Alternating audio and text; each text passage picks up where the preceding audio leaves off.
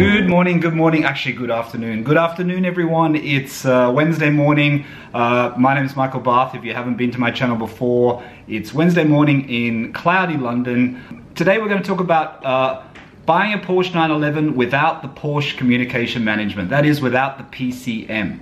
Could you do it? Would you do it? Is it a good reason to select the delete option? Now I know for viewers in the US this is slightly different, so let's talk about that now. You know, the thing about technology is it's always changing. It's always changing every day. You know, I work a lot with exhibitions and special exhibitions and things like that in my normal job. And you know, the tech that you use today is outdated very quickly. The software that you use, everything is being updated, the speed and everything. And I guess this is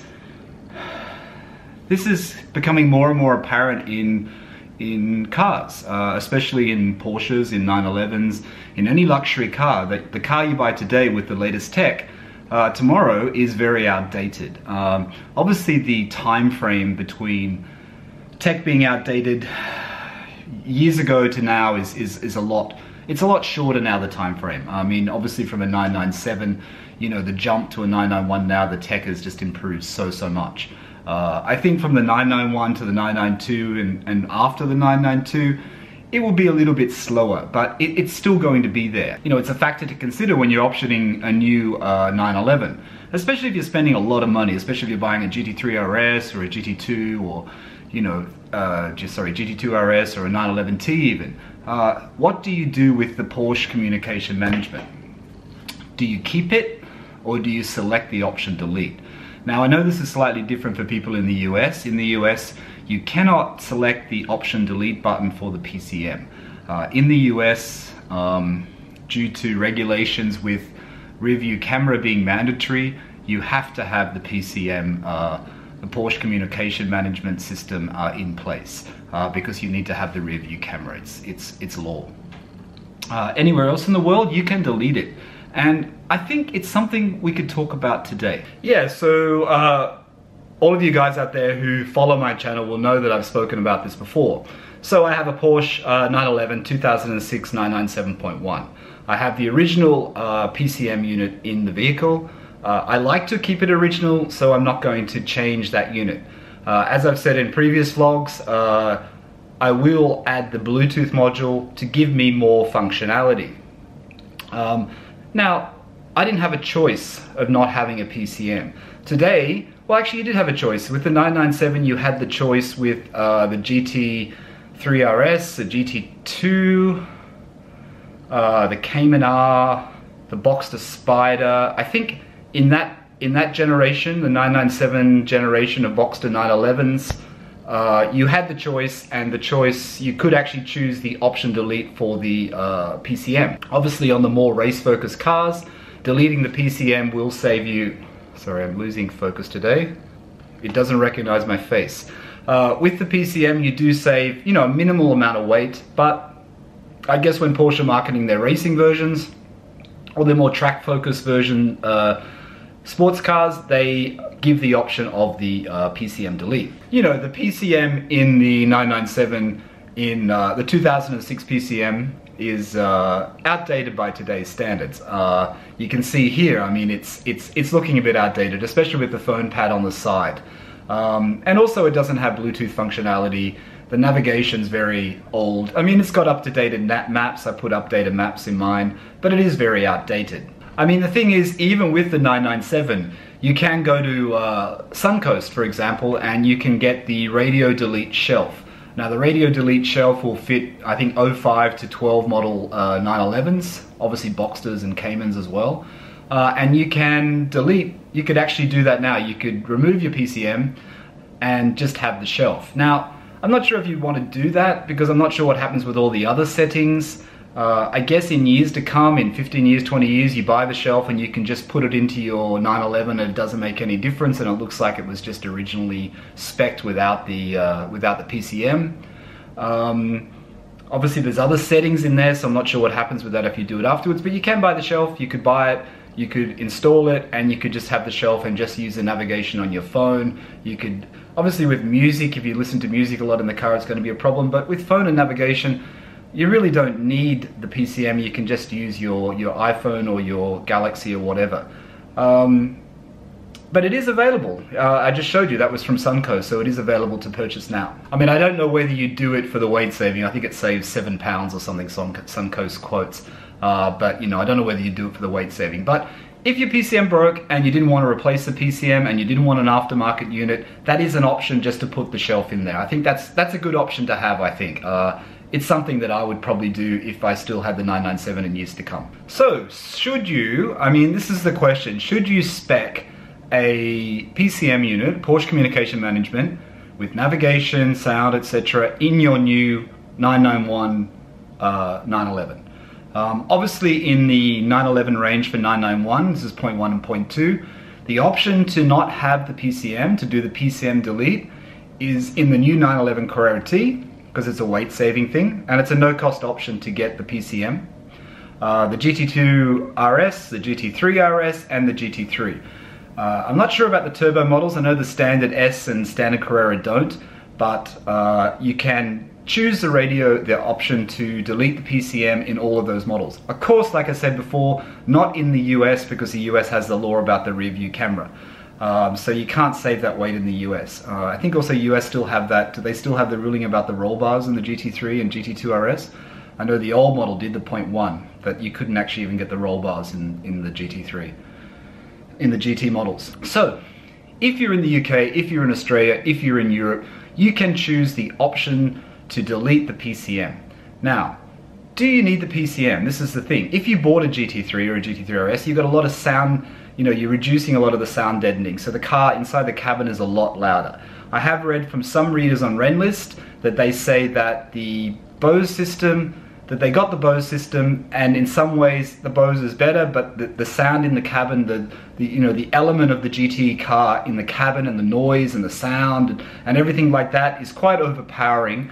That do you really want the sound system on, because it's struggling to compensate for the engine sound, for the car itself, for the feeling of the car that you get.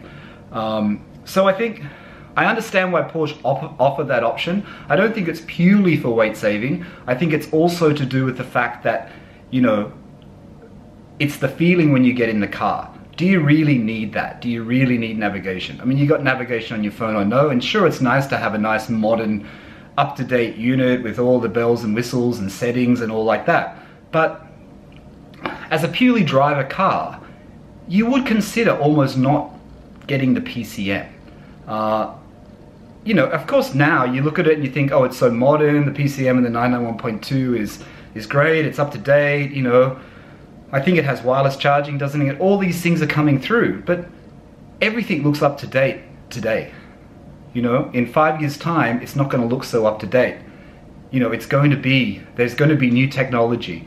There's going to be more gesture technology. The touchscreen is going to get better. The speed is going to change. Everything is going to change with your you know, communication and your audio systems in your car. So what do?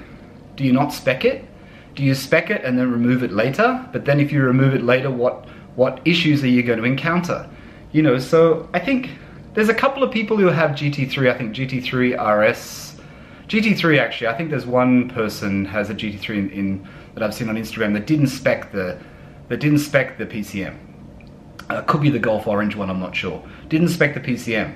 And I think that's really brave, and I kind of like the idea of it. I like the idea of it. Sure, you have a big hole in the middle of your dash, but you know, you can put sandwiches or, you know, phones or your glasses there. It's only a little cubby hole.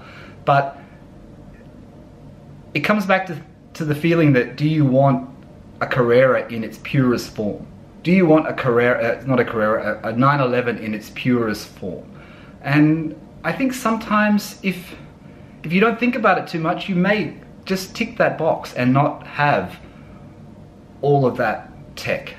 And it might be a better, more long-lasting experience, especially if you're going to keep the car for a long time. I mean, with the 991, I think, you know, the PCM delete started with the 911R. And I think, I'm not sure how many people who bought 911Rs didn't spec the PCM, but the ones I've seen in Sydney, which I've only seen 2, both had the PCM included.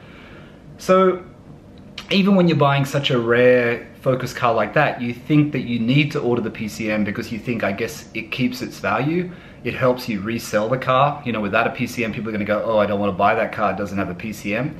But it should be more than that. The car should be more than just the entertainment system that is within the car. I know it's used as a big selling point, but the car is so much more than that. I mean, I have to say, you know, I was never a big fan of the 911T.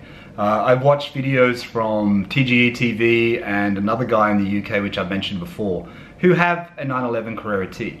And I've got a better appreciation for the 911T now, and I quite like it. And if it wasn't so expensive, you know, it might be on the list of cars to buy. You know, if you were buying a new 991, good entry level, not so expensive. Unfortunately, in Australia, when you spec that car, it works out to still be very expensive.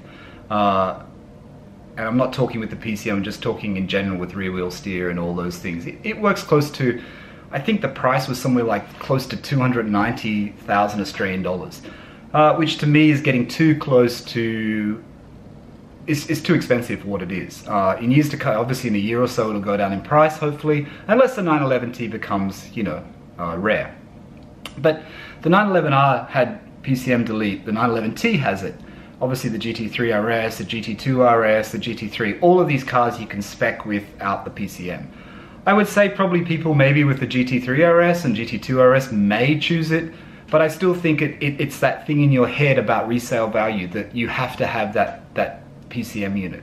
And also you want all the settings, you know, what happens to all the settings? How do you set everything? Because there's so many settings within the PCM unit. But you know, all that tech will become outdated and it will be a problem in a few years, and I'm sure in 10 years time when we're buying old 991s, we're going to say, wow, that's such an archaic system. You know, the same as we say about the 997 now, it's such an archaic system. But when it came out, it wasn't archaic. It was actually quite, I remember when the 06, when the 997 came out and I saw one, I thought the navigation and the system in it was actually quite good. You know, so it's not, it's all relevant, isn't it? It's all, you know, it's all, everything changes, everything changes. So the question is, would you choose the PCM delete option? Even you guys in the US who don't have the option, if you had the option, would you choose to delete the PCM in your new 911T, GT3 RS, GT2 RS? Would you choose it? That's the question. Let me know in the comments. I'd be interested to know how many people are willing to forgo having a communication system in their car, just to rely on your phone, or just to have the car as a pure driving experience, not as a tech experience, not as anything else, but just a pure driving experience. And we all know we can have navigation elsewhere. The navigation component is such a cheap component. You know, you don't need to have it in your car. You can just get an external navigation unit or use your phone. You know, so would you do it? Would you spec your new 911 without it? I think it's a good question, and I think it comes back to being a 911 being a driver-focused car. It's not a luxury car. A 911 is a sports car. People complain about the interiors of the 911, and I know a lot of you guys always say you should have leather in the 911, you should have a leather dash. Yeah, I like the leather dash, but I see why Porsche don't have it as standard, because a Porsche is a sports car. It's not a luxury car. We pay a high price for it and we expect certain luxuries, but it is a pure sports car. And that's what's great about Porsche, and that's one of the reasons why I wanted to get a Porsche. And half the time I don't even use my CD player in my car now, because half the time I don't have music on. I just want to hear the engine. I have the window down, I want to hear the Fister exhaust that I have installed. I like to hear the road, I like to experience it. And in fact, that's what's great about it. The car is about the feeling of the car, not about the tech in the car. I'm talking about purely not mechanical tech here like rear wheel steering. I'm just talking about tech as in navigation, as in music, as in voice control, as in all those things. That's all I'm talking about. Anyway, hope you enjoyed this video. Thanks for watching today. It's been a little while. I've been caught up with other things here in the UK, but nice to talk to you guys again, and I'll see you all soon. Oh, if you haven't subscribed already, I know I'm going to keep saying this at the end of each video, but if you haven't subscribed already, please hit the subscribe button. And also, if you like this video, please like, because it does actually help me get noticed on YouTube. YouTube in the past week has changed a few things for subscribers, which affect a lot of the smaller channels. It means your videos do not always appear in the feed, in the home feed. They've changed their logarithm. It's affected a lot of smaller YouTubers, I think. A lot of the bigger YouTubers like PewDiePie and H3 have actually mentioned it in their vlogs. But the bottom line is, support your small YouTubers, press the subscribe button, press the like button, and keep coming back. Thanks for watching. Till next time, bye.